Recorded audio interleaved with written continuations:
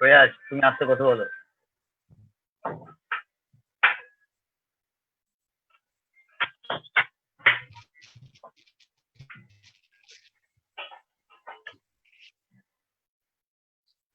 শুভেচ্ছা সকলকে। আজকে কাছে দূরে পুরো পৃথিবীর যে যেখানে আছেন সবাইকে রোদ্দুর থেকে জানাচ্ছি আমন্ত্রণ আমাদের আজকের রোদ্দুর কবিতা লাইভ আড্ডায়। আজ আমাদের সাথে আছেন শ্রদ্ধেয় আবৃত্তিকার এবং কবি ফুয়াদ সনম দাদাভাই। আমি স্ক্রিনে ফুয়াদ সনম দাদাভাইকে ডেকে নিচ্ছি।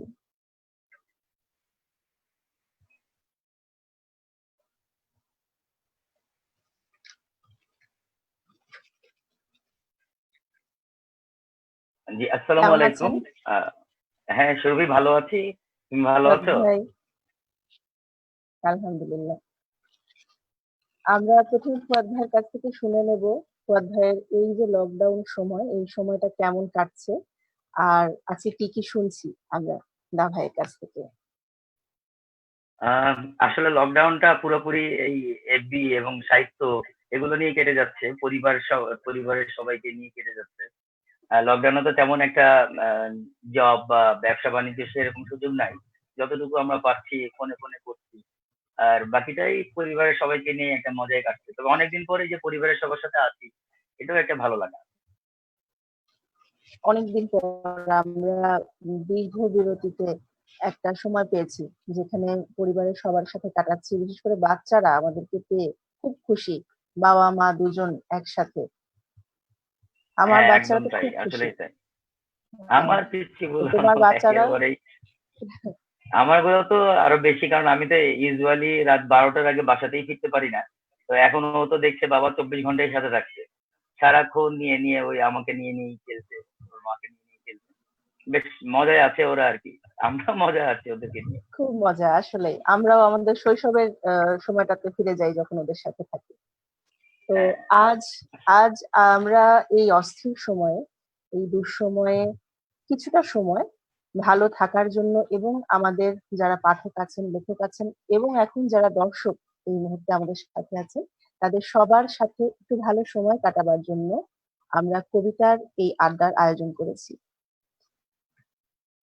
পুরো ফেসবুক জুড়েই আসলে বিভিন্ন সময়ে বিভিন্ন লাইভ হচ্ছে, গানের লাইভ, কবিতার লাইভ, এমনকি আমার কাছে কিছু নোটিফিকেশন এসছে যেখানে সরাসরি একই স্ক্রিনে একটি সম্পূর্ণ নাটক পরিবেশিত হবে। এই যে দা ভাই, তোমার কাছে জানতে চাই, এই যে সংস্কৃতি এবং শিল্পকে আমরা মঞ্চ থেকে, টিভি পর্দা থেকে বা রেডিও থেকে আমরা হাতের মুঠোয় নিয়ে এসেছি ফোনের মাধ্যমে, এটা কতটুকু পজিটিভ প্রভাব ফেলবে, ধনাত্মক প্রভাব কতটুকু না, ফেলবে ডেফিনেটলি এটার জন্য এটা তো তোমার খুব কি মনে পজিটিভ। হয়? শুধু পজিটিভ প্রভাব না, আমি তো বলবো যে আগেকার যুগে যে নাটকগুলো হতো, যে গান হতো, কবিতা হতো, এটা কিন্তু একটা সমাজের মধ্যে, একটা নির্দিষ্ট সমাজের মধ্যে সীমাবদ্ধ ছিল। তো এখন দেখা গেল আমাদের সবার মনেই কিন্তু এই ধরনের বিভিন্ন সৃষ্টিমূলক জিনিসপত্র, আমাদের কাব্যিক আছে, আমাদের মধ্যে গান আছে, আবৃত্তি আছে।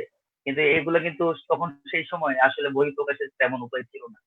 তো এই যে গ্রুপ গুলো হয়েছে এবং অনলাইন গ্রুপের মাধ্যমে এখন কিন্তু আমরা দেখতে পাই যে হ্যাঁ, অনেক লেখক, অনেক আবৃত্তিকারও বাতিক বের হচ্ছে, অনেক গায়ক গায়িকা বের হচ্ছে। বেশ মানে একটা ভালো প্রসার জমেছে এটা। এবং এটা একটা পজিটিভ সাইড, কারণ সাহিত্য সবসময় সুস্থ ধারার একটা জিনিস, যেটা একদম। মানুষকে এবং সমাজকে সুস্থ দিকে নিয়ে যাবে। খুব সুন্দর তো এই সুন্দর এই একটা এই কথা। জন্য অনলাইন গুলো আসলে আসলে কিন্তু একটা ভালো বড় ভূমিকা পালন করছে।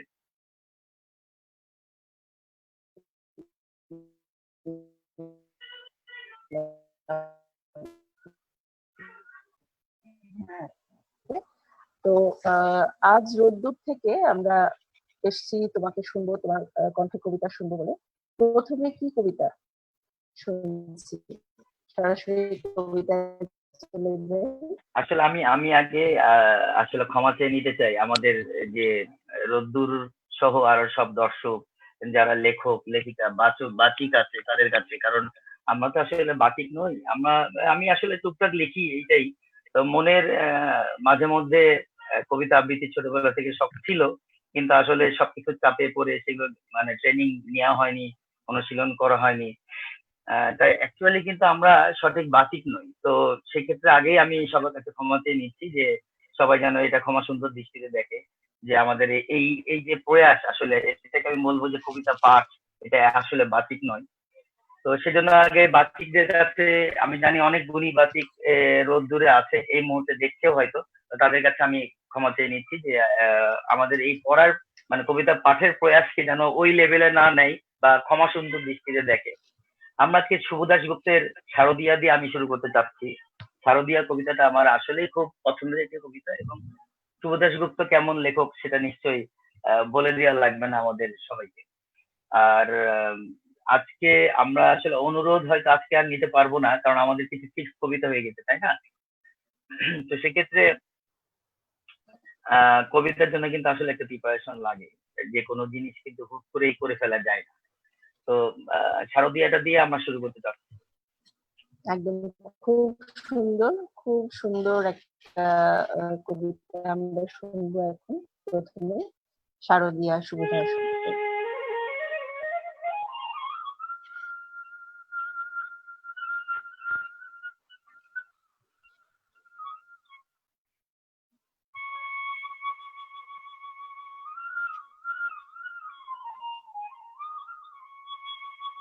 গেরুয়া নদীর পার ঘেঁষে সেই ছোট্ট আমার গ্রাম, ছেলেবেলার ছেলে খেলার সেই আনন্দ ধাম।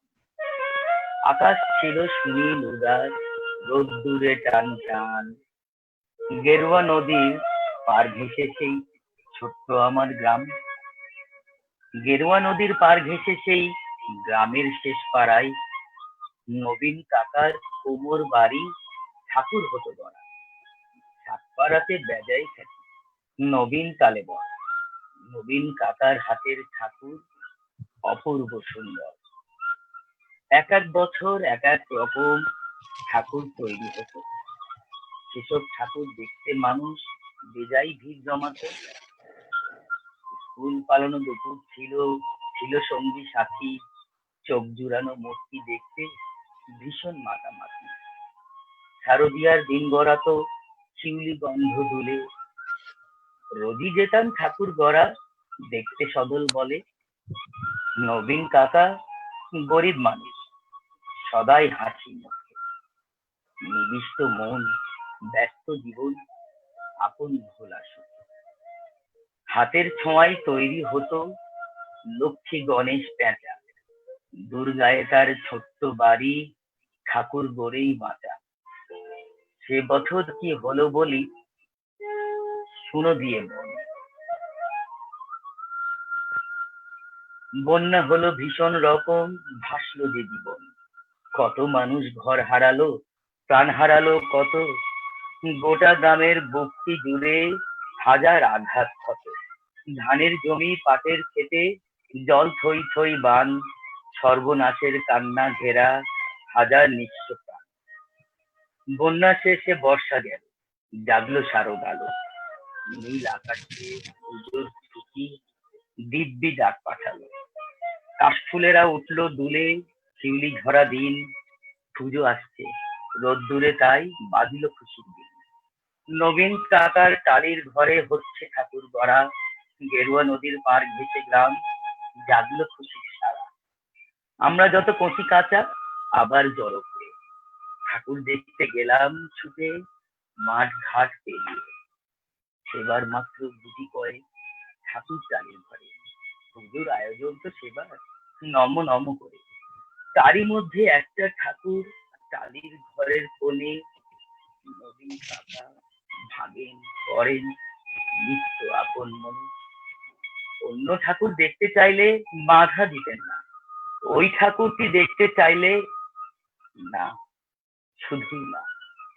কৌতূহলে দিন গড়ালো, পুজো এলে কাছে, মহালয়ার দিনটি এলো, পুজোর খুশির সাজে। আমরা কজন রাত থাকতে উঠেছি ঘুম থেকে, পূবের আকাশ মলিন, আলো ধীরে উঠছে বেড়ে। অন্ধকারে গতি ছাড়ে গুটি গুটি পায়ে, আমরা হাজির নবীন কাকার ঘরের কিনারে, চুপটি করে দরজা ঠেলে ভিতর পানে গিয়ে দেখি কাকা চোখ আঁকছেন সমস্ত মন দিয়ে। আমরা সবাই অবাক চোখে দেখছি চুপটি করে নবীন কাকার হাতের পুঁতির অল্প আলো ধরে। তো কাকা যেই সাঙ্গ হলো, নিথর নবীন কাকা অঝোর ধারে কেঁদেই চলেন, দুহাতে মুখ ঢাকা। কাঁদছে শিল্পী, নীরব বিশ্ব, কপির আলোর ঘরে নবীন কাকার পাথর হৃদয় কান্না হয়ে ঝরে। রাত ফুরানো ভোরের আকাশ, কৃপণ অল্প আলো, মুখ দেখলাম সেই ঠাকুরের, প্রাণ জুড়িয়ে গেল। কিন্তু একই, এ মুক্ত নয় দুর্গা বা পার্বতী, এ যেন এক ঘরের মেয়ে, চেনা জানা অতি। নবীন কাকার সামনে গিয়ে কি হয়েছে বলি, কেঁদে বলেন নবীন কাকা, সবই জলাঞ্জলি। শ্রাবণ মাসে বন্যা হলো, গেল অনেক কিছু, মরণ ব্যাধি এলো তখন প্রাণের পিছু পিছু। ভাদ্র মাসের পূর্ণিমাতে সেই ব্যাধি ধেয়ে ধরল, মেয়ে আমার অনেক কষ্টে যন্ত্রণাতে মরল। ঠাকুর গড়ি দুহাত আমার অবশ হয়ে আসে, সপ্ততিমার মুখ জুড়ে ওই মেয়ের মুক্তি ভাসে। দেখ না তোরা, দেখ না সবাই, চোখ আকাশে হলো, দেখ না এই তো মেয়ে আমার, হাসছে ঝলমল। কোথায় গেলি মারে আমার, কোথায় তোকে পাই, মূর্তি গড়ে খুঁজি তোকে, মূর্তিতে তুই নাই। ষষ্ঠী এলে বোধন দেবীর প্রাণ প্রতিষ্ঠা হবে, জাগবে ঠাকুর, কিন্তু আমার মেয়ে জাগবে কবে? কেউ কি কোনো মন্ত্র জানো? মৃন্ময়ী এই মেয়ে বাবার চোখের জল মুছাতে উঠবে হেসে গিয়ে। আমরা অবাক, মহালয়ের ভোরের শিউলি ঝড়, কি নিদারুণ ঠাকুর পুজো নবীন কাকার ঘরে। ধন্যবাদ। এই ছিল আমাদের শারদিয়া।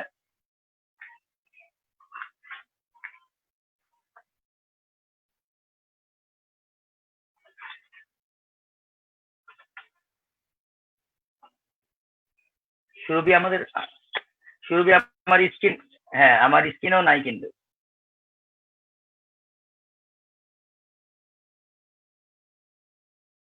সমস্যা হচ্ছে না? আচ্ছা ঠিক আছে, ঠিক আছে, আচ্ছা ঠিক আছে। আমি আমি তাহলে বন্ধুরা, আমি নেক্সট কবিতাটা যাচ্ছি। আমাদের মহাদেব সাহার মন ভালো নেই কবিতাটা। আসলে সময় কম, আমাদেরকে একটু তারার মধ্যে আছি আমরা। টেকনিক্যাল কারণে সুরভিকে আমরা একটু পাচ্ছি না, তো আমরা চালিয়ে যাই, সুরভি এর মধ্যে চলে আসবে। মহাদেব সাহার মন ভালো নেই, চলে যাচ্ছি আমরা।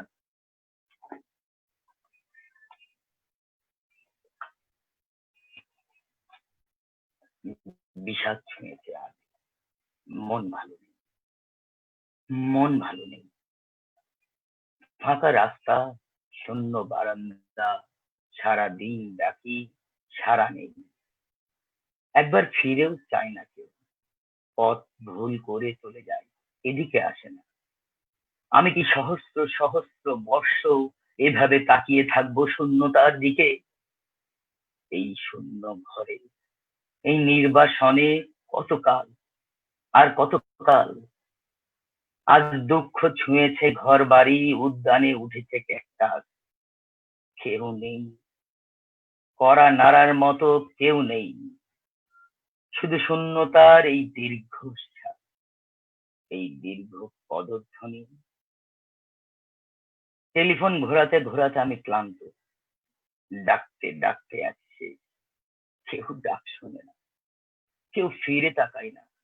এই হিম ঘরে ভাঙা চেয়ারে একা বসে আছে। এ কি শাস্তি তুমি আমাকে দিচ্ছ ঈশ্বর? এভাবে দগ্ধ হওয়ার নাম কি বেঁচে থাকা? তবু মানুষ বেঁচে থাকতে চাই, আমি বেঁচে থাকতে চাই।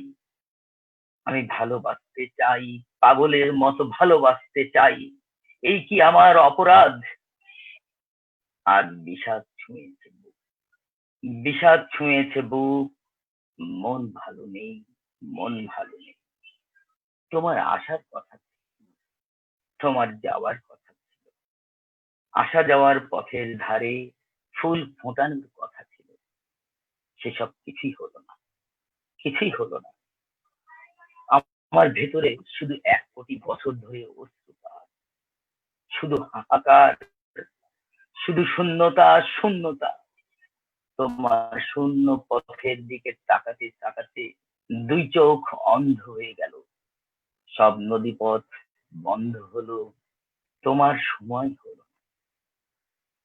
আজ সারাদিন বিষাদ পর্ব, সারাদিন তুষারপাত, মন ভালো নেই, মন ভালো নেই। ধন্যবাদ বন্ধুরা। পড়ছিলাম মন ভালো নেই এমন মহাদেব সাহার, বিশিষ্ট কবি আমাদের বাংলাদেশে। আসলে আহ, আমরা যেহেতু একটু টেকনিক্যাল রিজনের জন্য সুরভিকে একটু মিস করেছি, তো আমরা আচ্ছা আমরা আমরা চলে যাচ্ছি একের পর এক নতুন কবিতায়। আমি এখন যাব নির্মলানন্দ গুণ, তোমার চোখ এত লাল কেন। যেহেতু বন্ধুরা সময় খুব কম, সেহেতু আমরা আসলে তেমন একটা গল্প গুজব করতে পারছি না, আপনাদের সাথে ইন্টারেক্টটা একটু কম হচ্ছে। কেমন হচ্ছে তাও আমি জানি না, আপনারা কতটুকু গ্রহণ করছেন সেটা বুঝতে পারছি না। তারপরও যেহেতু কবিতা পাঠের অনুষ্ঠান, কবিতা পাঠ করাই ভালো।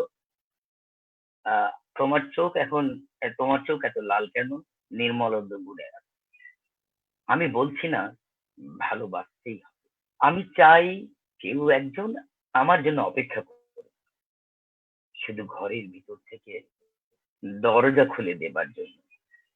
বাইরে থেকে দরজা খুলতে খুলতে আমি এখন ক্লান্ত। আমি বলছি না ভালোবাসতেই হবে, আমি চাই কেউ আমাকে খেতে দিক।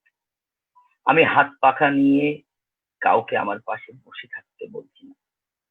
আমি জানি এই ইলেকট্রিকের যুগ নারীকে মুক্তি দিয়েছে স্বামী সেবার দায় থেকে।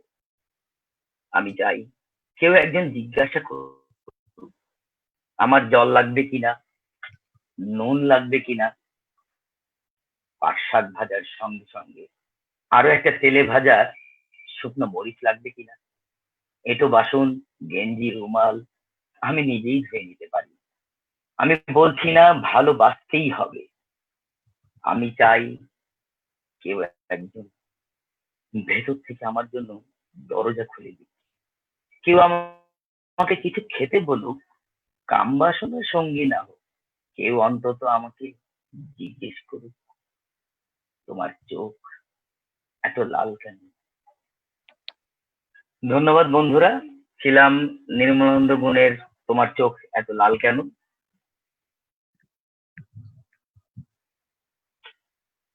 ধন্যবাদ দা ভাই, ধন্যবাদ দা ভাই। খুব সুন্দর একটা কবিতা শুনলাম আমরা শ্রদ্ধেয় কবি নির্মলেন্দু গুণের তোমার চোখ এত লাল কেন কবিতাটি থেকে। আমাদের সাথে আছেন শাহতাজ মুনমুন আপা, রাজা বারাশিয়া ভাই আছেন। আহ সবার খুব ভালো ভালো রেসপন্স পাচ্ছি, খুব ভালো লাগছে দেখে। আবার দা ভাইয়ের কাছে ফিরে যাই। আমাদের এই যে রোদ্দুর গ্রুপটা, দা ভাই এই রোদ্দুর গ্রুপে আমরা শুরু করেছি 1 বছর হয়ে গেল। তো এখানে আমরা যে ধরনের সাহিত্যের চর্চা করার চেষ্টা করছি, বাধাহীন একটা প্ল্যাটফর্ম, এই বিষয়ে তোমার কি অনুভূতি, তুমি কেমন মনে করছো রোদ্দুরের সাথে সংযুক্ত থেকে? আমি আমি যেটা রোদ্দুর প্রথম থেকে দেখছি, কারণ সবাই তো, তোরা সবাই তো আমার ছোট বোন, তামিম আমার বন্ধু, আব্রুজা আমার দাদা ভাই, বড় দাদা। তো আমি প্রথম থেকেই কিন্তু রোদ্দুরের সদস্য, একদম ফ্রম দ্য বিগিনিং, যে তোদের মনে আছে কিনা। তো এখন আমার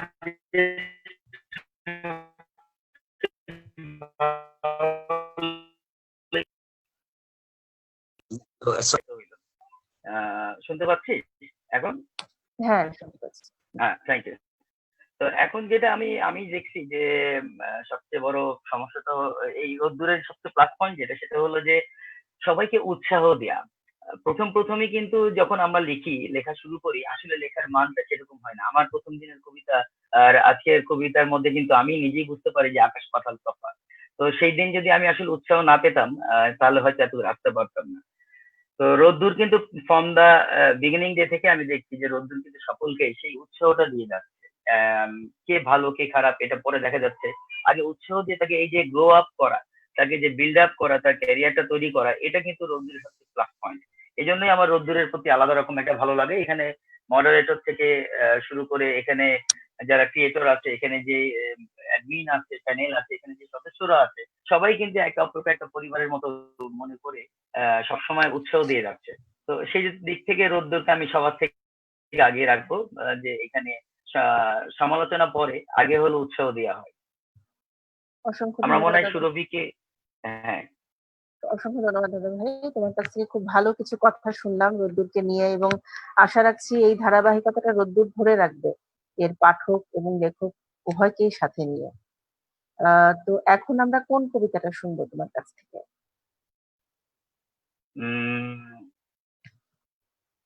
আমরা এখন আমি আমি চলে যাচ্ছি একটু কাট অফ করে জয় গোস্বামী। ওনার একটা কবিতা না বললেই না আসলে। উনি এমনই একজন রাইটার। জয় গোস্বামীর একটু বড় কবিতা তো এই জন্য, মেঘবালিকার জন্য রূপকথা খুবই নাম করা একটা খুব কবিতা, সুন্দর, জানি খুব না সুন্দর পারবো একটি কিনা। কবিতা। হ্যাঁ, মেঘবালিকার জন্য রূপকথা। আমরা এই পর্যন্ত যেগুলো ভার্সন শুনেছি খুব বেশিগুলোই কিন্তু নারী কণ্ঠেই শুনেছি। পুরুষ হুম, কণ্ঠের ভার্সনে মেঘবালিকার জন্য রূপকথা খুব কমই শুনেছি। তবে কবিতাটা পড়ার প্রতি আমার অনেক দিনের একটা আগ্রহ আছে, যার কারণে কবিতাটা আচ্ছা। পড়া। তবে কবিতাটা আসলেই অনবদ্য একটা কবিতা। চলে যাচ্ছি মেঘবালিকার জন্য রূপকথা, জয় গোস্বামীর জন্য। আমি যখন ছোট্ট ছিলাম খেলতে যেতাম মেঘের দলে। একদিন এক মেঘবালিকা প্রশ্ন করলো কৌতূহলে, এই ছেলেটা নাম কি রে তোর? আমি বললাম ফুসমন্ত। মেঘবালিকা রেগেই আগুন, মিথ্যে কথা, নাম কি অমন হয় কখনো? আমি বললাম নিশ্চয়ই হয়, আগে আমার গল্প শোনো। সে বলল শুনবো না, যা, সেই তো রানী, সেই তো রাজা, সেই তো একই ঢাল তলোয়ার, সেই তো একই রাজার কুমার পক্ষী রাজে, শুনবো না আর সেসব বাজে। আমি বললাম তোমার জন্য নতুন করে লিখবো তবে। সে বলল সত্যি লিখবি? বেশ, তাহলে মস্ত করে লিখতে হবে, মনে থাকবে লিখেই কিন্তু আমায় দিবি। আমি বললাম তোমার জন্য লিখতে পারি এক পৃথিবী। লিখতে লিখতে লেখা যখন সবেমাত্র ২ পাতা, হঠাৎ তখন ভূত চাপলো আমার মাথায়। খুঁজতে খুঁজতে চলে গেলাম ছোটবেলায় মেঘের মাঠে। গিয়েই দেখি চেনা মুখ তো একটিও নেই এর তল্লাটে। একজনকে মনে হলো এরই মধ্যে অন্যরকম। এগিয়ে গিয়ে বলি তাকে, তুমি কি সেই মেঘবালিকা? তুমি কি সেই? সে বলছে মনে তো নেই, আমার ওসব মনে তো নেই। আমি বললাম তুমি আমায় লেখার কথা বলেছিলে। সে বলল সঙ্গে আছে, ভাসিয়ে দাও গাঁয়ের ঝিলে। আর হ্যাঁ শোনো, এখন আমি মেঘ নই আর, সবাই এখন বৃষ্টি না বলে ডাকে আমায়। বলেই হঠাৎ এক পশলাই চুল থেকে নখ আমায় পুরো ভিজিয়ে দিয়ে অন্য অন্য বৃষ্টি বাদল সঙ্গে নিয়ে মিলিয়ে গেল খরস্রোতায়, মিলিয়ে গেল দূরে কোথায়। দূরে দূরে বৃষ্টি বলে ডাকে আমায়, বৃষ্টি বলে ডাকে আমায়। আপন মনে বলতে বলতে আমি কেবল বসেই রইলাম ভিজে একসা কাপড় জামায়। গাছের তলায় বসে রইলাম বৃষ্টি নাকি মেঘের জন্য। এমন সময় অন্য একটি বৃষ্টি আমায় চিনতে পেরে বলল, তাতে মন খারাপের কি হয়েছে? যাও, ফিরে যাও, লেখো আবার, এখন পুরো বর্ষা চলছে, তাই আমরা সবাই এখন নানা দেশে ভীষণ ব্যস্ত। তুমিও যাও, মন দাও গে তোমার কাজে, বর্ষা থেকে ফিরে আমরা নিজেই যাব তোমার কাছে। এক পৃথিবী লিখবো বলে, এক পৃথিবী লিখবো বলে ঘর ছেড়ে সেই বেরিয়ে গেলাম। ঘর ছেড়ে সেই ঘর বাঁধলাম গহন বনে, সঙ্গী শুধু কাগজ কলম। একাই থাকবো, একাই দুটো ফুটিয়ে খাবো দু এক মুঠো। ধুলোবালি যখন যারা আসবে মনে তাদের লিখবো, লিখেই যাব। এক পৃথিবী 100 রকম স্বপ্ন দেখার সাধ্য থাকবে যেরূপ কথার সেরূপ কথা আমার একা। ঘাড় গুঁজে দিন লিখতে লিখতে, ঘাড় গুঁজে রাত লিখতে লিখতে, মুছেছে দিন মুছেছে রাত। যখন আমার লেখবার হাত অসাড় হলো, মনে পড়লো সাল কি তারিখ, বছর কি মাস, সেসব হিসেব আর ধরিনি। লেখার লেখার দিকে তাকিয়ে দেখি এক পৃথিবী লিখবো বলে একটা খাতাও শেষ করিনি। সঙ্গে সঙ্গে ঝমঝমিয়ে বৃষ্টি এলো খাতার উপর, আজীবনের লেখার উপর। বৃষ্টি এলো এই অরণ্যে, বাইরে তখন গাছের নিচে নাচছে ময়ূর আনন্দিত। এ গাছ ও গাছ উড়ছে পাখি, বলছে পাখি এই অরণ্যে কবির জন্যে আমরা থাকি। বলছে ওরা কবির জন্যে আমরা কোথাও, আমরা কোথাও, আমরা কোথাও হার মানিনি। কবি তখন কুটির থেকে তাকিয়ে আছে অনেক দূরে, বনের পরে মাঠের পরে নদীর পরে, সেই যেখানে সারা জীবন বৃষ্টি পড়ে, বৃষ্টি পড়ে, সেই যেখানে কেউ যায়নি, কেউ যায় না কোনোদিনই। আজ সে কবি দেখতে পাচ্ছে সেই দেশে সেই ঝর্ণা তলায় এদিক ওদিক ছুটে বেড়াই, সোনায় মোরা এক মেঘ হরিণী, কিশোর বেলার সেই হরিণী। ধন্যবাদ, অনেক বড় কবিতা ছিল। ধন্যবাদ দা ভাই, খুব আহ আবেগ নিয়ে একটা কবিতা। কারণ এই কবিতাটা আসলে যখনই শুনি তখন মনে হয় কবিতাটা হয়তো আমার জন্যই লেখা, বা আমরা যারা লিখি মনে হয় যে আমাদের কবিতার খাতার উপরেই হয়তো বৃষ্টি এসে ছুঁয়ে গেল। জয় গোস্বামী, শ্রদ্ধেয় জয় গোস্বামী কবি এত সুন্দর একটি কবিতা লিখেছেন, আর তোমার কণ্ঠে শুনলাম, খুব ভালো লাগলো। আমাদের রোদ্দুরের জন্মদিন গেল এই 12ই মে, খুব বেশি দিন হয়নি। সেই রোদ্দুর জন্মদিন উপলক্ষে আমরা অনেক শুভেচ্ছা বার্তা পেয়েছি, তোমার পেয়েছি খুব সুন্দর একটি ভিডিও ক্লিপ, সাথে আরো অনেক পাঠক এবং লেখক আমাদেরকে শুভেচ্ছা বার্তা জানিয়েছেন। তো দুই একটা শুভেচ্ছা বার্তা এত সুন্দর ছিল যে সেগুলো পড়তে মনে হচ্ছে যে পড়ি একটু।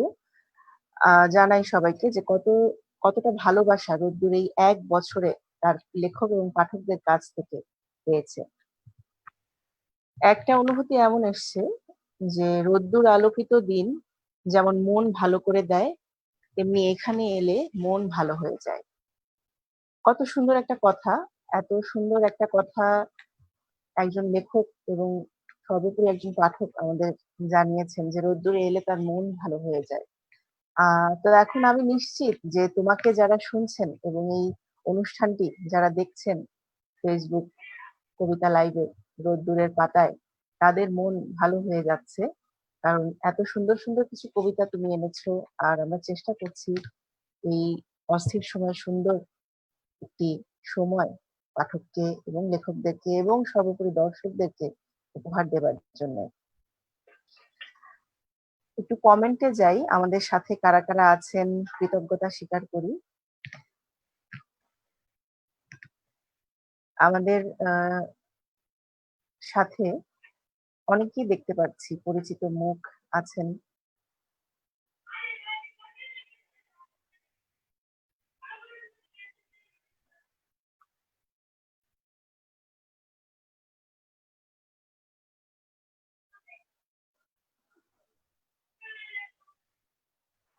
আমাদের সাথে ফাহমিদা বাড়ি আপু আছেন, আমাদের সঞ্চালক আছেন প্রায় সবাই। ইমতিয়াজ দা ভাই বলেছেন খুব সুন্দর আবৃত্তি, ধন্যবাদ দা ভাই। নকিব আপুকে দেখতে পাচ্ছি, নকিব আপু শুরু থেকে খুব সুন্দর করে বিভিন্ন খুব সুন্দর উৎসাহমূলক কমেন্ট করে যাচ্ছেন, ধন্যবাদ নকিব আপু। আর আছেন রাজা বারাশিয়া ভাই আছেন, ভালো লাগছে, ভালো লাগছে, সবাই খুব সুন্দর একটা সময় কাটাচ্ছে। তো আমরা পরের কবিতায় চলে যাই না ভাই, এরপর আমরা কোন কবিতাটা শুনবো? এরপরে আমরা শুনছি হলো বাঁশি নামে একটা কবিতা, শুভ দাশগুপ্তের, খুব নামকরা কবিতা এটা, বন্ধুকে নিয়ে। খুব সুন্দর, সুন্দর আমার একটা কবিতা আমরা শুনবো। বাঁশি, শুভ দাশগুপ্ত। আবার কলেজের বন্ধু সত্য, দারুণ বাঁশি বাজায়। উত্তাল সেই সত্তরের কোনো এক বৃষ্টি ধোঁয়া সন্ধ্যায় সত্য খুন হলো। বাঁশি বাজানোর সাথে সত্য রাজনীতিও করতো। আমি কিছু করতাম না, পারতামও না, শুধু মন দিয়ে পড়াশোনা করতাম। সত্য বাঁশি বাজাতে পারত, অদ্ভুত স্বপ্নের মতো সুর শোনাতো আমাদের। ওর বাঁশি আমাকে খুব টানতো। সেই সত্য খুন হয়ে গেল। খবর পেয়েও গলা কাটা সত্যের লাশ আমি দেখতে যাইনি, যেতে পারিনি। কিন্তু তারপর থেকে ঘুম ভেঙে যাওয়া কত রাতে যে আমি সত্যর বাঁশি শুনতে পেয়েছি। সত্য বলতো, মামা কাকা না থাকলে এদেশে চাকরি হয় না, সব শালা খালি স্বজন পোষণ। কলেজ জীবন শেষ হবার পর মামার দৌলতে আমি একটা ভালো চাকরি পেয়ে গেলাম। যথাসময়ে আমার বিয়ে হলো, বন্ধুরা বরযাত্রী হয়ে সঙ্গে গেল, খুব হইচই আনন্দ হলো। বউ ভাতের দিন সাদা শাড়ি পরে সুকন্যা এসেছিল। শীতের সেই সন্ধ্যায় ওর গায়ে শাল বা কার্ডিগান ছিল না, কাঁধে ছিল ঝোলা ব্যাগ। একসময় যা সত্তর চৌড়া কাঁধে চলত। এখন আমি ভালো চাকরিতে আর ভালো পদে আসি, নিজের বাড়ি হয়েছে, গাড়িও কিনেছি। সত্যের রাজনীতির বন্ধু যারা, তাদের অনেকেও পরে দেখেছি দিব্যি প্রতিষ্ঠিত হয়েছে, তাদের পতাকার রং লেগেছে তাদের গালে।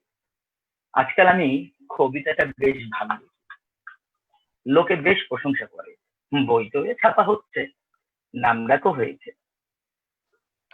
আমি এখন ওই যাকে বলে প্রায় সেলিব্রিটি আর কি। আমার বউয়ের গয়না আর শাড়ি উজ্জ্বলতা ওই যাকে বলে পশ্চির ঈর্ষা। আমার ছেলে নামি ইংরেজি স্কুলে পড়ে, উজ্জ্বল ছাত্র। ওর মায়ের ইচ্ছে ওকে বিদেশ পাঠাবো উচ্চশিক্ষার জন্য। একদিন তখন শ্রাবণ মাস, সারা দুপুর একটানা বৃষ্টি হয়েছে। সেদিন ছুটি ছিল, বিছানায় শুয়ে ঘুম এসে যাচ্ছিল। সেই আধো ঘুমে আমি সত্যকে দেখতে পেলাম। দেখলাম ভীষণ বৃষ্টি পড়ছে, ঝাপসা হয়ে গেছে চারিদিক। সেই ভীষণ চেনা বহুবার শোনা স্বপ্নের মতো একটা সুর। বৃষ্টিতে সত্য ভিজে যাচ্ছে, তবু সে বাঁশি বাজিয়েই যাচ্ছে। হঠাৎ কোথা থেকে একটা দারুণ জোরে শব্দ হলো। দেখলাম একটা লোক খুব কাছ থেকে সত্যকে গুলি করলো। সত্যর বুকটা ফুটো হয়ে গেল, গল গল করে রক্ত ঝরতে লাগলো। সত্য কিন্তু হাসছিল, আর বাঁশিও বাজাচ্ছিল। বৃষ্টি শব্দকে ছাপিয়ে সত্যের বাঁশি, রক্তের প্রচন্ড স্রোতকে ছাপিয়ে সত্যর বাঁশি। আমার ঘুম ভেঙে গেল। কিন্তু কি আশ্চর্য, কে বাঁশি বাজাচ্ছে? ওই তো স্পষ্ট শুনতে পাচ্ছি। কে কে কে বাজাচ্ছে বাঁশি? আমি চিৎকার করে উঠলাম, ছুটে এসে ঘরে ঢুকলো আমার স্ত্রী। এ কি, এমন চেঁচাচ্ছ কেন? কে কে বাজালো বাঁশি? কে আবার? আমাদের বুবান। বুবান? আমার ছেলে? আমার মাথায় হঠাৎ রক্ত চড়ে গেল। বললাম, না, বাঁশি বাজাবে না, ওকে বারণ করো, ওকে বারণ করো। বলতে বলতে আমি কেমন খেপে উঠলাম। তখন বুবান এসে আমার সামনে দাঁড়িয়েছে, ওর হাতে বাঁশি। অবাক হয়ে ও আমাকে দেখছে। আমি ঝর ঝর করে কেঁদে ফেললাম, ছেলের হাত দুটো ধরে বললাম, না বাবা, বাঁশি বাজাস না, তুই সেটার শেখ, শারদ শেখ, বাঁশি নয়। বাঁশি বাজালে এদেশে তার গলা কেটে নেওয়া হয়। বলতে বলতে আমার গলার স্বর কান্নায় বুঝে এলো। আমার একমাত্র সন্তান অবাক হয়ে আমার দিকে চেয়ে রইল, তার চোখে সংখ্যাহীন প্রশ্ন। ধন্যবাদ। ছিল শুভ দাশগুপ্তের বাঁশি। ধন্যবাদ দা ভাই। শুনতে শুনতে চোখে জল ভরে এসেছে, কারণ বন্ধুত্ব নিয়ে, বাঁশি নিয়ে, কবিতা নিয়ে, সন্তান নিয়ে, সবকিছু মিলিয়ে বাঁশি কবিতাটা এতটাই আবেগপ্রবণ করে তোলে শোনার সময়। আহ, নিজের থেকে অনেক দূরে হয়তো চলে যাই আমরা, মনে পড়ে যায় ফেলে আসা কোনো বন্ধু। আসলে বাঁশি কবিতাটা যে এত টাচি, আসলে এত মানে তিনটা তিনটা চারটা জীবনকে উনি আসলে কি সুন্দর এই কয়েকটা লাইনের মাধ্যমে দেখিয়ে দিয়েছেন। এটা আসলে একটা এই ক্ষমতাটা কিন্তু সবার নাই। নেই নেই সেক্ষেত্রে শুভ দাশগুপ্তের এই কবিতাটা আসলে যখন আহ, পাঠ করি, সব সময় তো আর আবৃত্তি করা হয় না, যেহেতু সব কখনো পাঠ করি, যখনই পাঠ করি তখনই মনের মধ্যে একটা অন্যরকম পরিবেশ সৃষ্টি হয়।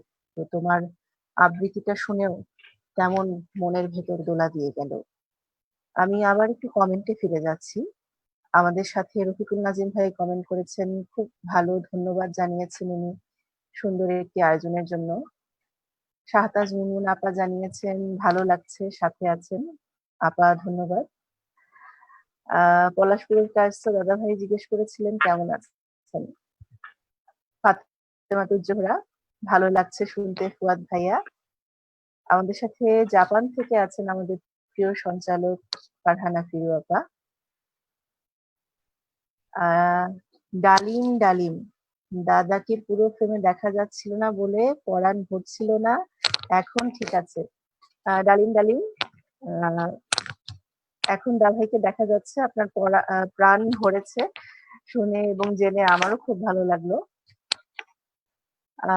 আর আছেন আমাদের সাথে শহীদুল ইসলাম জিতু। আপনি লিখেছেন ফুয়াদ ভাই লাভ ইউ। দা ভাই তোমাকে লাভ ইউ জানিয়েছে, ভালোবাসা জানিয়েছে আমাদের সবাইকে সবাইকে জিতু ভাই। ভালোবাসা। আরেকজন লিখেছেন মাসুমা সাগর, উনি লিখেছেন দাদা সাউন্ড কোয়ালিটিটা ভালো শোনা যাচ্ছে না। আশা করছি এখন শুনতে পাচ্ছেন। আসলে নিম্নচাপের সময় একটা ঘূর্ণিঝড় আসছে, তো সেজন্য আমার মনে হয় আমাদের সবারই নেটওয়ার্কে একটু সমস্যা হচ্ছে। সেটা সরিয়ে রেখে যদি চেষ্টা করি, চেষ্টা করছি, আমরা শুনছি যতটুকু পারছি, বাকিটা আসলে সম্পূর্ণই অদৃষ্টের উপরে। আমরা চেষ্টা করছি ভালো একটি অনুষ্ঠান দেবার। জিতু ভাই লিখেছেন দাদা আপনার হাসি হৃদয় শীতল করে তোলে। তোমার হাসি হৃদয় শীতল করে তোলে দা ভাই। খুব সুন্দর একটা কমেন্ট পেলাম আমরা জিতু ভাইয়ের কাছ থেকে। আহ সাথে আছে আমাদের আরো আছেন সাথে, সাথে অনেকেই আছেন এবং সবাই বলছেন যে খুব খুব সুন্দর হচ্ছে তোমার আবৃত্তি দা ভাই। আহ রোদ্দুর দর্শক, ধন্যবাদ, ধন্যবাদ সবাইকে, ধন্যবাদ সবাইকে। আমাদের মনে হয়, আমাদের মনে হয় আমরা রোদ্দুর দর্শকের মনের খুব কাছাকাছি চলে যেতে পেরেছি তোমার আবৃত্তি এবং তোমার পড়া কবিতাগুলো দিয়ে। এবার আবার ধন্যবাদ, কবিতায় ফিরে যাই। কৃতজ্ঞতা। আবারও আবারও আমি বলছি যে আসলে আমরা কিন্তু আমি তো বেসিক্যালি বাচিক নই, কিন্তু কবিতা পড়াটা আমার শখ। তো সেদিক থেকে আমি সকল বাচিক বন্ধু এবং বয়োজ্যেষ্ঠ এবং আমার শ্রদ্ধেয় সবাইকে সবার কাছে ক্ষমা চেয়ে নিচ্ছি। অনেক ভুল ভ্রান্তি হচ্ছে, তবে বন্ধুরা একটু ক্ষমা সুন্দর চোখে দেখবেন এই জিনিসগুলো। তো আমরা আসলে নেক্সট কবিতাতে চলে যাই। এবং হ্যাঁ, সবচেয়ে ভালো ব্যাপার হলো যে আমাদের অভ্র ভট্টাচার্য দাদা, আমাদের অভ্র দাদার এই কবিতাটা কিন্তু খুব ভাইরাল হয়েছে এবং কলকাতা থেকেও আমারও অনেক পরিচিত বাচিক এটা আবৃত্তি করেছে।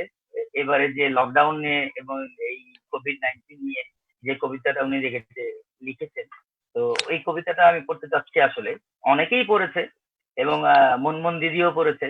তো তাদের মতো হয়তো পড়তে পারবো না, তো অব্রদার কাছে আগে ক্ষমা চেয়ে নিচ্ছি, তবে কবিতাটা পড়বো।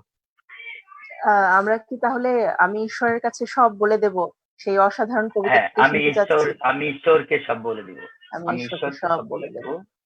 অভ্র ভট্টাচার্য, মনে দর্শক আছে? আমরা এখন শুনবো আমাদের খুব প্রিয় সঞ্চালক অভ্র ভট্টাচার্য দাদাভাই রচিত আমি ঈশ্বরকে সব বলে দেব কবিতাটি। কবিতাটি ইতিমধ্যেই ইউটিউবে এবং ফেসবুকে খুব জনপ্রিয়তা অর্জন করেছে। খুব সুন্দর একটি কবিতা, এই করোনাকালীন সময়ে আমাদের অনুভূতি এবং তার আগে বৈশ্বিক যে অস্থিরতা সব মিলিয়ে একটি চমৎকার কবিতা আমরা পেয়েছি আমাদের দাদা ভাইয়ের কাছ থেকে। শুনবো সেই কবিতাটি এখন আমাদের ফুয়াদ দা ভাইয়ের কণ্ঠে। দা ভাই। আমি ঈশ্বরকে সব বলে দিব। অগ্রগত মনে আছে সিরিয়ার সেই 3 বছরের ছেলেটির কথা? বোমায় ক্ষত বিক্ষত শরীর নিয়ে মরে যাবার আগে যে বলেছিল আমি ঈশ্বরকে সব বলে দেব, সে হয়তো ঈশ্বরকে সব বলে দিয়েছে। হয়তো বলে দিয়েছে আমাদের পৈশাচিকতার কথা, আমাদের লোভের কথা, আমাদের অসভ্যতার কথা, আমাদের নির্যাতনের কথা। আমরা মানুষ মেরেছি হাজারে হাজার, আমরা একে অপরকে ধ্বংস করার জন্য মরণাস্ত্র বানিয়েছি লক্ষ কোটি, মানুষে মানুষে বিভেদ বাড়ানোর জন্য তৈরি করেছি নানা গোপন অস্ত্র। সে হয়তো ঈশ্বরকে সব বলে দিয়েছে, সে হয়তো ঈশ্বরকে সব বলে দিয়েছে, বলেছে সেই পাখিটির কথা যে আর আকাশে ওড়ে না, বলেছে সেই আকাশের কথা যে একদিন নীল ছিল, বলেছে সেই বাতাসের কথা যে একদিন নির্মল ছিল, বলেছে সেই পৃথিবীর কথা যে একদিন সবার ছিল। এই সবার পৃথিবীকে আমরা ভাগ করেছি ইচ্ছে মতো, ধর্মের নামে, দেশের নামে, ভাষার নামে মানুষকে দূরে সরিয়েছি, চামড়ার রং দিয়ে, গণতন্ত্রের নাম দিয়ে কেটে টুকরো করে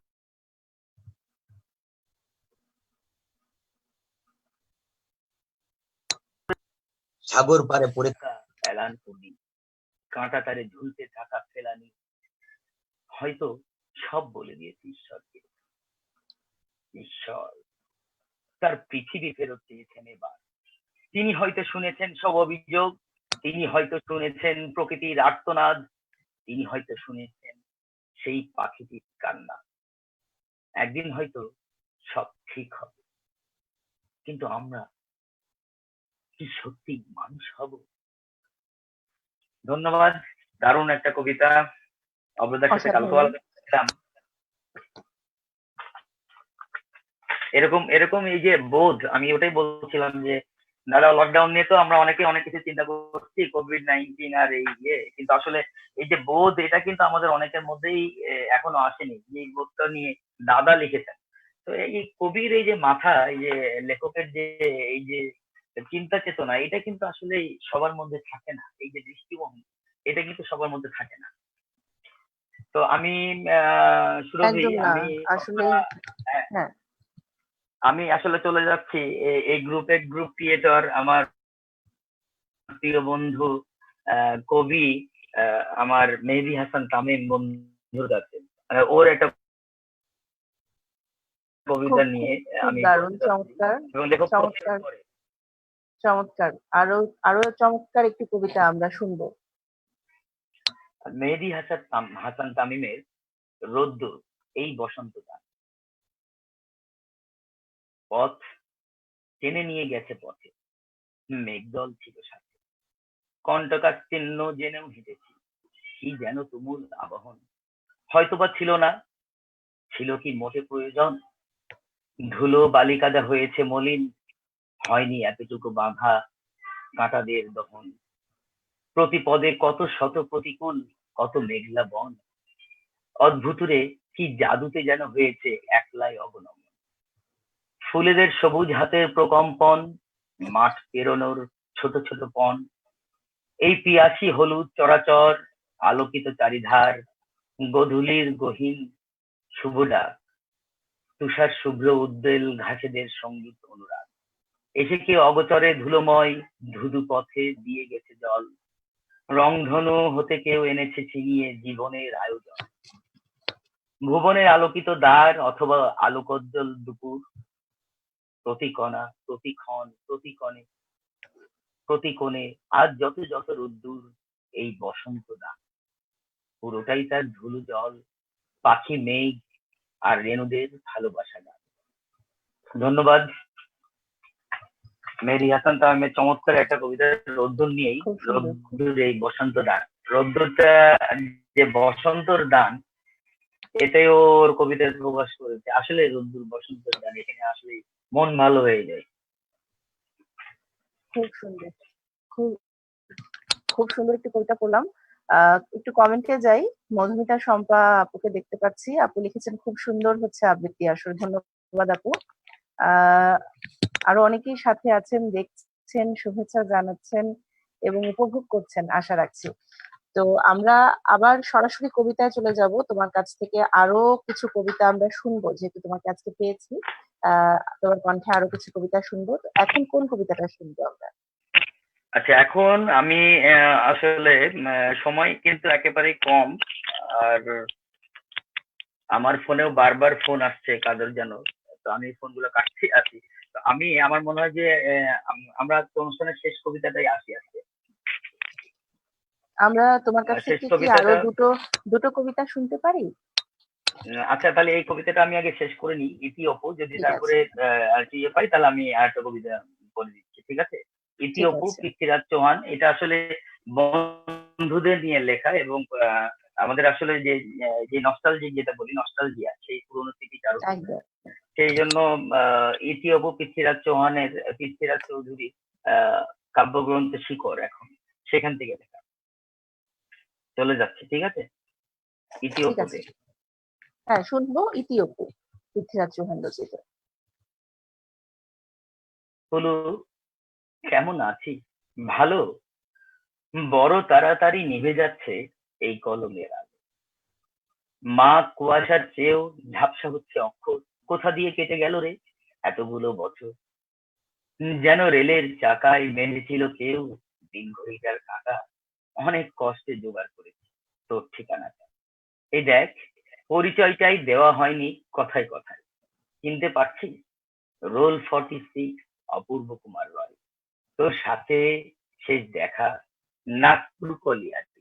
তারপর জানিস, খুলনা গিয়েছিলাম অপর্ণাদের বাড়ি। খুলনা তো এখন বাংলাদেশ, ওখানে কে থাকে? আমি ছাড়া তোকে এখনো কেউ পুলু বলে ডাকে? কাজল এখন বিয়ে করেছে, চাকরি করছে কলকাতায়। সেসব যাক, এবার আসি যে জন্য চিঠি, সেই কথায়। জানি না ঠিক কোত্থেকে শুরু করব, ঠিক কোন দুঃখ হোক। তোর সাথে প্রায় 30 বছর পরেতে যোগাযোগ। তুই বলবি আমার দোষ, রাখিসনি কেন যোগাযোগ? যোগাযোগ রাখবো কোথায়? আয়ুষ্কালে শুধুই বিয়োগ। 6-এ দিদি, 10-এ বাবা, 17-তে গেলেন মা। আর 22 বছর ফাগুন মাস যেদিন গেল অপর্ণা। আর শুধু ওরাই নাকি, কয়লার ট্রেন, দুঃখ কপুর, গরুর গাড়িটাও ছেড়ে দিয়েছে কাশফুলে ঢাকা নিশ্চিন্ত। বাবার ওপর টান বলতে খুব রোগা আর পলকা দড়ি। রোগা দড়ি হেঁটে নামতো কাশিঘাটের চৌষট্টি। বাবার আর লেখা হলো না গ্রাম জাগানো মহৎ পালা। দীর্ঘশ্বাসে চাপা সংলাপ শুধু শুনতে পেল গণেশ মলা। এখনো মাঝে মাঝে স্বপ্নে আসেন হরিহর পালা গীতিকার। আঙুল দিয়ে দেখিয়ে বলেন, ওই যাই সব যাত্রা আমার, হরিধ্বনি দাও হে সবে। দুহাতে ওরাও বিন্নি খই, বাঁশের মাচায় শুয়ে চলেছেন, না লিখতে পারে আমার বই। ফিরে এলাম দেশের বাড়ি, ঘুরলো আবার রেলের চাকা। সম্বল বলতে গলার পইতে মার জমানো 36 টাকা। পল্লী বাড়ি একই আছে, ধোঁয়াতে মাঠ, কাশের বন। নতুন একটা শব্দ শিখলাম স্যারের কাছে, অ্যাম্বিশন। লিভিংস্টোন পড়ছি তখন, কবে যাব আফ্রিকায়? দেবতাকে অভুক্ত রেখে এই পুরুতের ছেলে জলপানি পাই। মাকে ছেড়ে, পল্লী ছেড়ে, পুরুতের ছেলে দূর পালালো। দূর বলতে কলকাতা, তেতলা বাড়ি, ইলেকট্রিক আলো। অখিল বাবুর রয়্যাল প্রেসে সারা রাত জেগে কাজ করতাম। নতুন বইয়ের মলার দেখলেই ইচ্ছে হতো লিখি বাবার নাম। একদিন একটা চিঠি এলো, মায়ের নাম লেখা তাতে। মা লিখেছেন ভাঙা ছন্দে, মা লিখেছেন কবিতাতে। অপু, আমার মাথার উপর উঠছে জানি রাতের আকাশ। কদিন পরেই গণেশ পুজো, তোরা কলেজে ছুটি কি পাস? চারা গাছটা পুঁতে গেছিলি, কদিন হলো দেইনি জল। গণেশ পুজোয় না এলেও তুই অঘ্রাণ মাসে আসবি বল, কদিন ধরেই জ্বরটা আসছে, বলা হয়নি কথায় কথায়, তোর তেতলা জানালা থেকে গ্রামের রাতটা দেখা যায়। অপু, আমার মাথার উপর আকাশ ভাঙছে, উফ কি কালো, পাঠা দিলে জোনাকি ঘুম, পাঠা দিলে ইলেকট্রিক আলো, সেই থেকে তো শ্মশানের কাঠ গারস্থে আমার হলো অক্ষয়। যারা চলে যায় কে বলল, তাদেরই সব শুধু সব দাহ হয়। প্রথমে প্রথমে পুড়ে যেতাম, নতুন বিয়োগ চড়া আঁটে। দেখ, সন্তাপ কথাটাতেও কাহাক কথাটা লুকিয়ে আছে। একদিন তখন হবিষ শীতে এঁটো ছিটিয়ে ডাকছি কাক, হঠাৎ মনে হলো এ কি করছি, আমি না হিমাদ্রি নন্দন ময়না। সেই থেকে তো পালানো শুরু, থাকতে দেবে বৃক্ষ বন, তোমার সবুজ পাতার ঘিরে রাখবে আমায়, রাখবে গোপন। গাছ দেখলেই ভয় করে যে, ইটা কাঠ বড্ড ভয়। শরীর জুড়ালো হঠাৎ করে, হঠাৎ শরীরে সূর্যের বল। মা অপর্ণা মুছেই গেল এদের মুখের টুকিটাকি, বলেই ফেললো অপর্ণার ছবি। হাঁ করে দেখছো আমি নতুন নাকি। হুলু, এবার একটা সত্যি কথা, এবার তবে বলি তোকে, আমি মরে যাচ্ছি যন্ত্রণাতে, আমি মরে যাচ্ছি বিচ্ছেদ শোকে।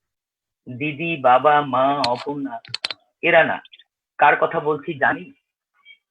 একটু ভালো করে মন দেখ, তুইও ওদের খুব ভালো করে চিনিস। মনে পড়ে সেই খুলনা যাওয়া পদ্মা নদী ছবির সেট, হঠাৎ হঠাৎ তুই ডাকলি আমায়, হাতটা দে না ইডিয়েট। হ্যাঁ, ওই গল্পের পাতা, আমার অপ্রকাশিত প্রথম বই। গল্পের শুরুটা তুইও জানিস, গল্পের শেষটা গেল কই। সেদিন গল্পে ঝিঝি ডাকছিল, মাথার উপর বৃক্ষ ছাতা, সূর্যোদয়কে সামনে পেয়ে উড়িয়েছিলাম গল্পের পাতা। ওরা কি সব ওখানেই আছে? চালে ডালে পাতা সংসার, সংসার না বৈরাগ্য, কি জীবন হয় ছেঁড়া পাতার। এসব আমার জানা দরকার, এসব আমার জানা প্রয়োজন। ব্যর্থ লেখক অপূর্ব রায়ের এরাই হলো আত্মা স্বজন। ওরা আমার সাথে বাসে ওঠে, আমার সাথে অফিস করে, শুধু পেছন ফিরে দেখতে গেলেই ওরা বৃক্ষ বনে লুকিয়ে পড়ে। আর যখন ঘুমিয়ে পড়ি ওরা স্বপ্নে আসে অহরহ। আসলে শুধু ছেড়ে এসেছি তো, কখনো ওদের করিনি তেমন। এখন আমার মায়ের বয়স, সন্ধে হলেই আসে জল, বাবা বসে জল সেক দেয়, বলে হপু লেখাটা শেষ কর। পশ্চিমের দিকে কেটেছি, ভোর হলেই রওনা দিব। খেলনা, মুখোশ, কলের গাড়ি, ওদের জন্য কি কি নেব। গল্পটা যদি জিজ্ঞেস করে এতদিন পর তুমি এদিকে, আমি তাহলে সেদিনের সেই অবাক করা সূর্য দেখে সব অধিকার ছেড়ে দেব। লেখক, পিতা, সব, সব। লেখক শর্ত বিনিময়ে ফিরে পাবে ওরা শৈশব।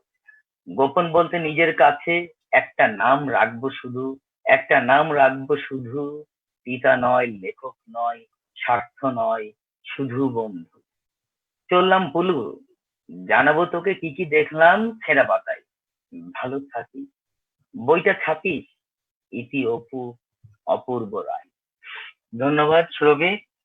অসাধারণ অসাধারণ একটা কবিতা, পৃথ্বীরাজ চৌহান রচিত ইতি অপু কবিতা। আহ আমাদের সাথে আরো অনেকেই যুক্ত হয়েছেন। জেডার জিয়া ভাই, রুনা রহমান আপাকে দেখতে পাচ্ছি, ইসরাত জাহান আপা আছেন সাথে, ইসরাত জাহান বন্ধু ইসরাত জাহান আছে, শুভকামনা জানিয়েছে। আমরা অনুষ্ঠানের প্রায় শেষ পর্যায়ে চলে এসেছি। দীর্ঘ 1 ঘন্টার একটি প্রচেষ্টা ছিল, যে যেখানে আছেন পুরো পৃথিবী জুড়ে, রোদ্দুরের সাথে যারা আছেন, দেখছেন, শুনছেন, সবাইকে নিয়ে এই অস্থির সময়ে একটি সুন্দর মুহূর্ত, কিছু সুন্দর মুহূর্ত এবং সময় কাটানোর জন্য। তো একেবারে শেষ পর্যায়ে এসে দাদা ভাইয়ের কাছেই জানতে চাই যে তুমি লকডাউন খুললে প্রথমে কি কাজটি করতে চাও, নিজের জন্য, তোমার পরিবারের জন্য, তোমার মনের ইচ্ছেটা কি থাকবে? এটা একটা কঠিন প্রশ্ন হয়ে গেছে, মানে এখানে কয়েক হাজার যে ইচ্ছাগুলো এতদিন ধরে বন্ধ হয়ে আছে, কয়েক হাজার ইচ্ছে একসাথে গিয়ে উঠবে যে আমাকে আগে নাও, আমাকে একদম আগে নাও। একদম মনের লকডাউন প্রথম খুললে ইচ্ছেটা তুমি মানে কি কি করবে? যে করবো এখন, মিষ্টির দোকানে দৌড়ে যাব, নাকি ওদিকে বাউল আসরে যাব, নাকি ব্যবসার দিকে যাব? কোনটা যে আগে করবো কোনো ঠিক নাই, তবে প্রকৃতির কাছে যাবো আগে, এটাই হলো কথা। যেহেতু প্রকৃতি একদম একদম নির্মল হয়ে গেছে, একদিকে লকডাউনে যে দূষণ গুলো কমেছে, পৃথিবীর প্রকৃতি কিন্তু একদম নির্মল হয়ে গেছে। তো সেই ক্ষেত্রে সবার আগে তো ওই একদম চেহারাটা দেখাই দরকার, যেটা আমরা এখনো দেখিনি। একদম খুব গভীর এবং সত্য সুন্দর একটা কথা বলেছো যে আহ প্রকৃতির কাছে যাব। তো অনেকক্ষণ তোমাকে শুনলাম, তোমার ব্যস্ত সময় থেকে তুমি আমাদের জন্য সময় দিয়েছো, রোদ্দুর দর্শকের জন্য সময় দিয়েছো, এত সুন্দর কিছু কবিতা পড়েছো আমাদের সবার জন্য। সেই জন্য তোমাকে অসংখ্য ধন্যবাদ জানাচ্ছি এবং ভবিষ্যতেও তোমাকে আবার শুনবো বলে আশা রাখছি। আর যেহেতু বলেছি অনুষ্ঠানের একদম শেষ ধন্যবাদ পর্যায়ে চলে রোদ্দুরকে এসেছি। আমার আমার পক্ষ থেকেও। হ্যাঁ, আহ আর আর কিছু শুনতে চাই, তুমি যদি আরো কিছু বলো আমাদের জন্য।